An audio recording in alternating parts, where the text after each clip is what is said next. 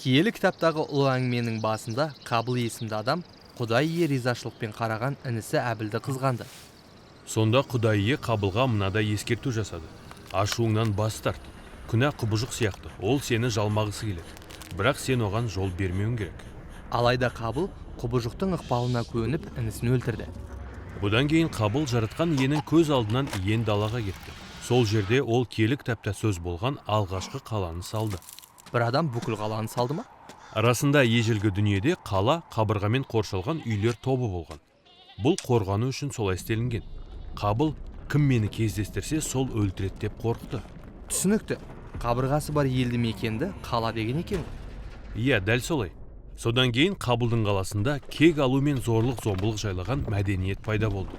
Бір қаланың азғын жауынгері Ләмех мына тәрізді сөздермен мақтанды. Егер мені біреу қорқытса, ұрса не намысыма тисе, оны өлтірем. Бұл Қабылдың қаласындағы ойлау мәнері болған.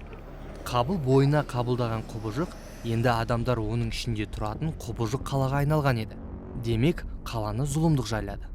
Бірақ біраз жақсылық та болды. Мысалы, Қабыл соққан қалада тұрған адамдар музыка аспаптарын және мыс пен темірден құрал жабдықтар жасап шығаруды, әрі мал бағуды үйренген.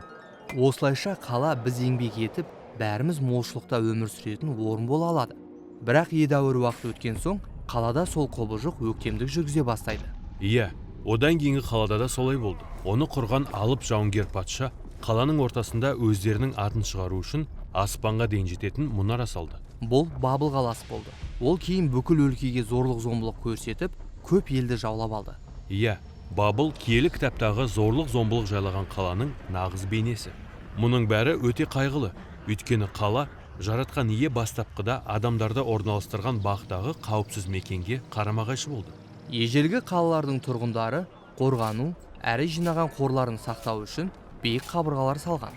Ал Еден бағын жаратқан иенің өзі қорғаған. Бақтың ортасындағы қайнар көзден өз игілігін бүкіл жермен бөлісетін өзендер ағып шығатын. Бабыл қаласының ортасында аспанға дейін жететін мұнара салына бастаған еді. Ал Еден бағының ортасында мәңгілік өмір сыйлайтын ағаш болды. Онда Құдайдың көктегі тағы мен нұрлы салтанаты жерге дейін жетіп тұрды. Қаланың мақсаты басқаларды өлтіремін деп сес көрсету арқылы өзін-өзін қорғау әрі тыныштығын сақтау болса, Еден бағында жомарттық арқылы тыныштық жайлаған еді. Өйткені ондағы игіліктер әрқашан бәрімен бөлісуге жететін. Онда баққа қайта оралайық. Иә, жақсы ой сияқты. Бірақ киелі кітаптың ұлы әңгімесіндегі таңғаларлық жайт мынау. Құдай өзінің бағын қалаға орнатуды жоспарлаған. Солай ма? Иә, Дәуіт патшаға назар аударайық. Жаратқан ие оны Израильге билік жүргізуге тағайындаған. Дәуіт елдің астанасы етіп, Сион тауындағы Дәуіттің қаласын яки Иерусалимді таңдады. иә, дұрыс.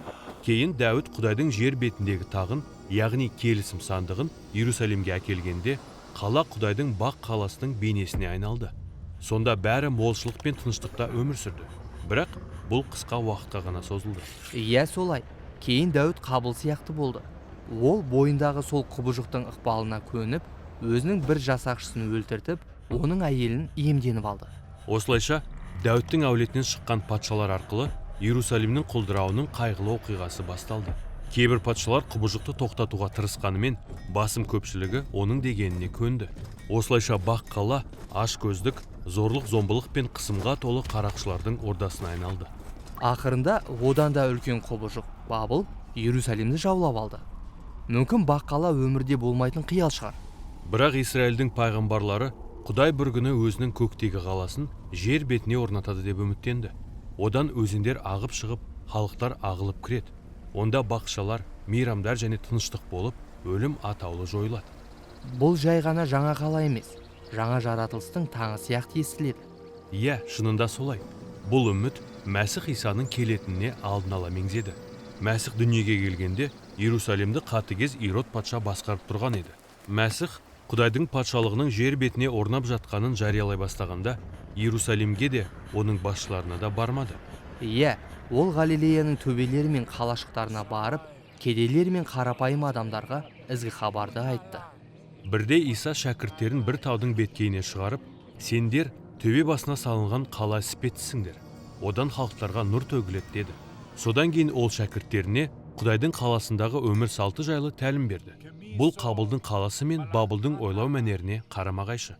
Мәсіх оларға өз өмірің мен тыныштықты сақтау үшін қоқан-лоқы мен зорлық-зомбылықтан бас тартып, Тіпті жауларыңмен де жомарттықпен бөлісу арқылы бейбітшілік орнатуларын қажет деп үйретті. Сөйтіп олар көп зардап шексе де, сүйіспеншілік пен кешірім арқылы өмірді сақтауға тиіс болды. Көктегі қала жерге орнатылғанда жағдай осылай болады. бірақ пайғамбарлар Құдайдың жаңа қаласы Иерусалим болады деп күтті емес пе? Мәсіх өз заманындағы Иерусалимнің әбден бүлінгендіктен болашақта жойылатынын айтты. Сол себепті қаланың басшылары оған қарсы шықты. Олар өз тыныштығын сақтау үшін Мәсіхті өлтіріп, одан құтылуды ұйғарды. Бірақ Мәсіх сот алдында тергілген кезде өзінің өлім жазасына кесілетінін біле тұра, Құдайдың қаласының патшасы ретінде таққа отыратынын айтты.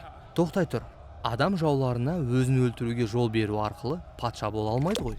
Ал егер ол өлімнен күшті болса, солай істей алады. Шынында, Қабылдың азғын қаласының ойлау мәнерін өзгертудің жалғыз жолы мынау. Мәсіхті өлімнен қайта тірілткен Құдайдың мәңгілік өмірінің құдіретіне сену арқылы өлімнен қорқуды жеңу. Бұл Мәсіх Исадан қазіргі дүниеге ағып келе жатқан құдірет. Осылайша Исаның алғашқы шәкірттері бір-бірін өздері тұрған қалалардың амандығы үшін әрекет етуге шақырды. Бірақ олар өздерінің шынайы азаматтығы басқа жерде екеніне сенді. Сенің айтып тұрғаның Құдайдың қаласы жаңа Иерусалим жайлы ғой. Иә, Исаның шәкірттері жиналып игіліктермен бөліскенде, олар көктен келетін қаладағы өмір мен сүйіспеншіліктің дәмін дәл қазір осы замандағы тата бастайды. Сонымен, киелі кітаптағы ұлы әңгіме адамдардың аспанға дейін жететін қала салуымен аяқталмайды. Жоқ, ол Құдайдың өзінің бақ қаласын жерге түсірумен аяқталады. Бұл көктен түскен Иерусалим. Ол барлық халықтар үшін игілікті молшылыққа толы болады, және көшелерінің бойымен өмір суының өзені ағады. Ал қаланың ортасында айқышқа шегеленіп өлтірілген және қайта тірілген Мәсіх Иса патшалық тағында отырады. Сонда қала қабырғаларының қажеті болмайды. Қаланың қақпалары да ешқашан жабылмайды.